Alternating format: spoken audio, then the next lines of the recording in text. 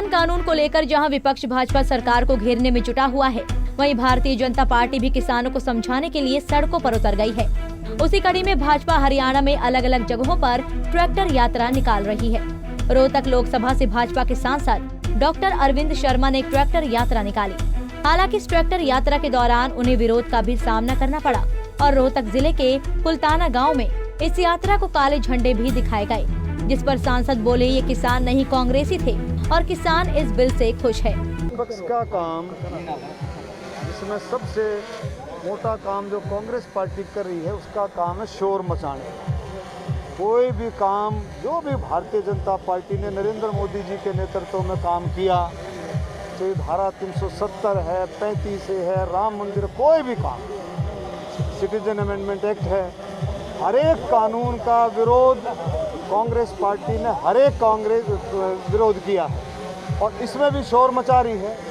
लेकिन दुख की बात यह है कि शोर मचाने के साथ साथ वो किसान भाइयों को बरगला रही है, उनको बहका रही है, झूठी बातें बता कर कानून के बारे में बहका रही है, जो कि भारतीय जनता पार्टी ने ठान रखी है कि कांग्रेस का झूठ चलने नहीं देगी।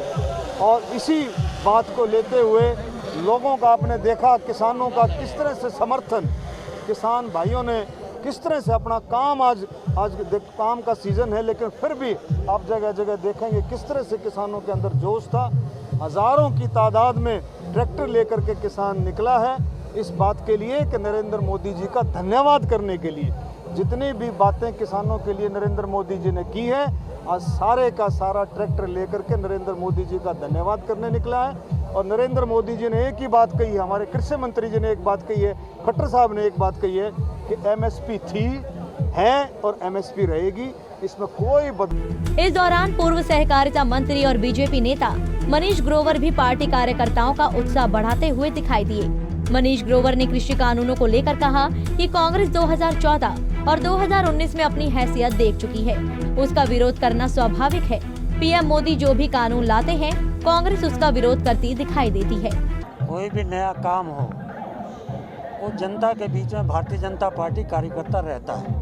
आज से हम सरकार में या विपक्ष में नहीं, इसलिए सरकार के बीच में रहकर जनता के बीच में रहना, खास तौर से ग्रामीण क्षेत्र में रहना, ये हमारे कार्यकर्ता का स्वभाव है। इसलिए आज हमारा कार्यकर्ता जनता के बीच में, किसानों के बीच में, और जो किसान का आमदन 2022 में देश के प्रधानमंत्री ने एक संकल्प किया है, उसके एक बढ़ता हुआ कदम है। इसलिए जनता के बीच में रहना हमारा जरूरी है। मनीष जी, आप लोग कह रहे हो एमएसपी किसी कीमत पे भी नहीं हटेगी, फिर एक लाइन लिखने में क्या दिक्कत है उस बिल कानून? मैंने कहा कि अभी बाजरा आ रहा है, धान आ रहा है, एमएसपी में उठ रहा है, एमएसपी से कम नहीं उठ रहा। देश के प्रधानमंत्री ने कहा 370 हटेगी तो हटी, 35 से हटेगा तो हटेगा, हटा। राम जन्मभूमि कहा तो हटेगा, कांग्रेस ने विरोध किया।